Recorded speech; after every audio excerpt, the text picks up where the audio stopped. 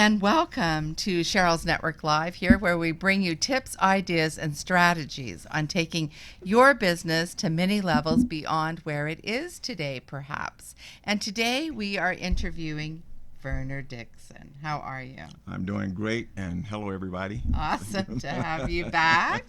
Awesome. We have Verner here with us periodically because he's got hot off-the-press news each time. So Verner is with VM Enterprise, and he does a couple of little things with that.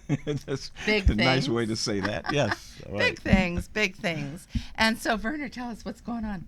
Well, as you folks know, I mean, obviously I come in here and talk about Bitcoin and cryptocurrency in general, and like to keep you informed in terms of what's happening.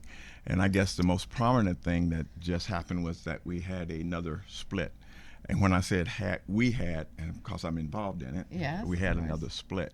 And the reason I say another split is because we had a split in August, which created an additional Bitcoin currency, which is called Bitcoin Cash. Bitcoin Cash came up, and they didn't know if it was going to have value or not, but right now it's running about $330 so in terms of what its value is. What has also happened as part of that split and some additional contention on the network is it created another split, which was the 23rd of this month, so a few days ago. That split created a Bitcoin called Bitcoin Gold. Now, Bitcoin Gold came out with the same speculation in terms of whether it was going to have value or not. To kind of give you an idea of where this industry is, when it was introduced, it came out at $2,900. Wow. You're kind of stunned, right? Wow. It's a new coin that comes out at $2,900.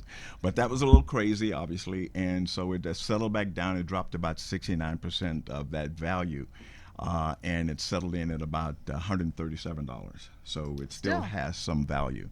So one coin, $137. $137. So it's one of those new items that what I call us regular folks don't have access to. Right now, the people who have access to it is those techno, I don't want to say geeks, but those techno geeks. Have, we can call them that. Absolutely. We're on the air. We can do what we want. Yes. FCC doesn't have anything to do with that, we right? can do what we want. All right.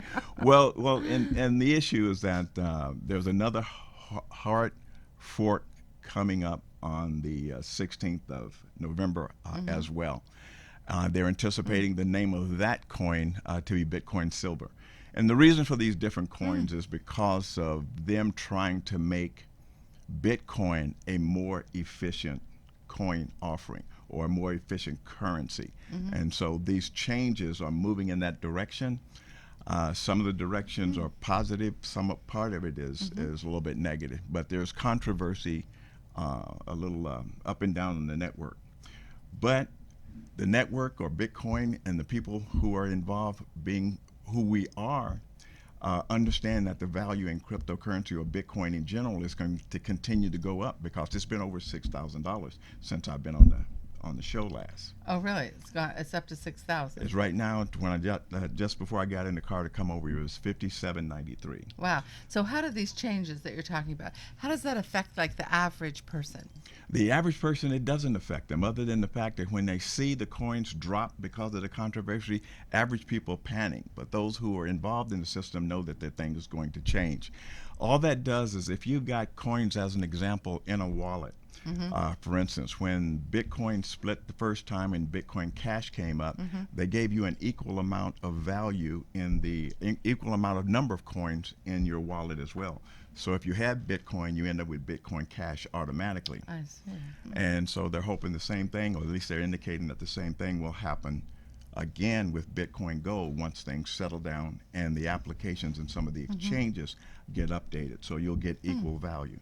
So I've told some of my folks that if they've got coins in the wallet before it made the change, let it sit there if it's in the wallet, not necessarily on the exchange, so that they would get that value. Oh, wow. So it So just what, let it sit there and accumulate. So what do people, people that aren't involved yet, What do they need to be? Why do they need to be involved? Is the Well, question. the need to be involved because Bitcoin does have an intrinsic value, whether it's a peer-to-peer currency or if it's a store of value.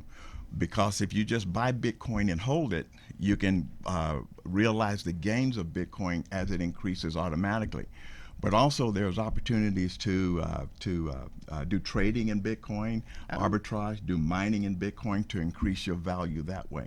And again, you can get started for nothing or very little in terms of doing it. As a matter of fact, some of the financial institutions are beginning to recognize the value of cryptocurrency and realizing that Bitcoin is not going to go away. So they're suggesting that if you've got a portfolio, take 10% of your portfolio and put it into cryptocurrency. Just in any investment, they always say, don't put anything in that you don't not willing to lose.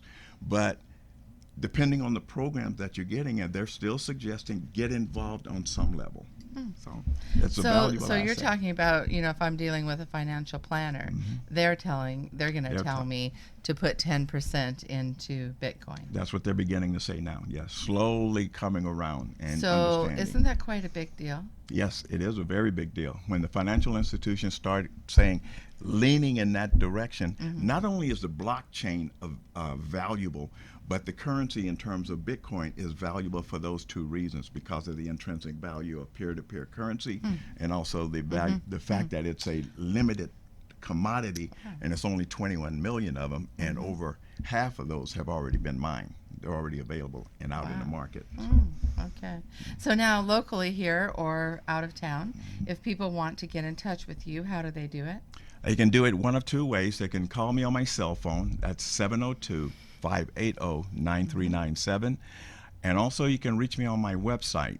You can go and take a look at one of the offerings that I have, which is USI Tech, and go to vmemagic.com.